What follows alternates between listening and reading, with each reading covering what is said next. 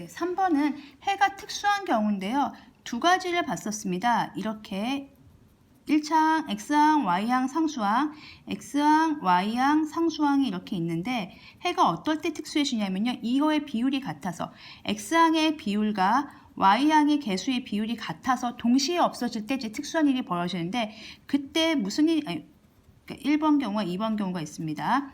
1번 경우는 여기가 B가 되겠네요. 1번 경우는 어떤 경우냐면요. 이 숫자가 달라요.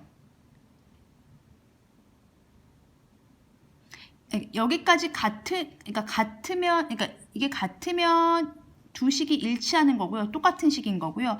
요 숫자가 다르면 평행하게 되는 거죠. 평행하게 돼서 해가 없는 경우가 됩니다. 이제 보여드리겠습니다. 연립방정식 1번부터 먼저 풀겠습니다. 2x 더하기 3y는 4고요.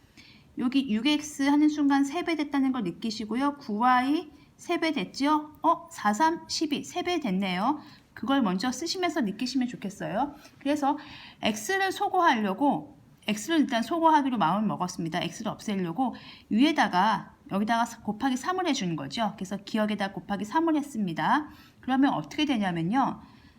6x 더하기 3, 3은 9y는 12가 되는 거죠. 이게 첫 번째 박스가 되는 거죠. 그런데 봤더니 그렇게 해서 디귿을 만들었는데요. 그 니은과 디귿이 뭐하고 있죠? 일치하고 있죠. 니은과 디귿이 같은 식이 됐네요. 일치함으로 거기에 박스 안에 들어갈 글자는 일치였습니다. 일치함으로 그러면 연립방정식 해가 네, 그쵸. 하나가 직선이 이건데 또 하나가 이렇게 일치하니까 해가 무수히 많겠죠. 교점이 무수히 많으니까 연립방정식에 해가 무수히 많다 이렇게 되겠죠. 이게 이제 표현이죠. 무수히 많다라고 쓰시면 되십니다. 이게 공식적인 표현이니까요. 무수히 많다. 이렇게 쓰시면 되고요. 두 번째 문제 풀겠습니다. 연립방정식 x-y는 5고요. 이게 기억이고요. 4x 4배 했죠? 마이너스 4y 4배 했네요. 근데 5, 4, 20 4배 하면 20인데 여기는 4배를 안 했네요. 그쵸?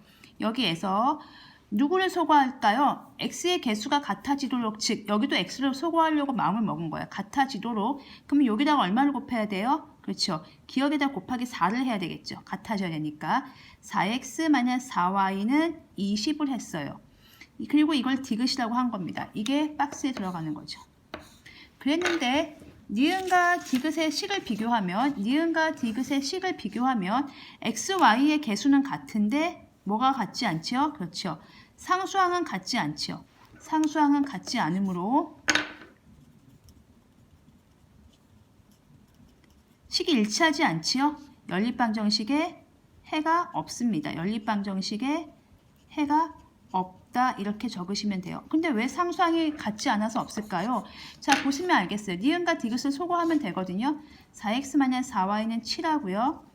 4x-4y는 20하고 x를 소거하기 위해서 4를 곱해줬잖아요. 그래서 뺐는데요. 이건 지워져요. 이것도 지워져요. 근데 여기가 마이너스 13이 되는 거죠.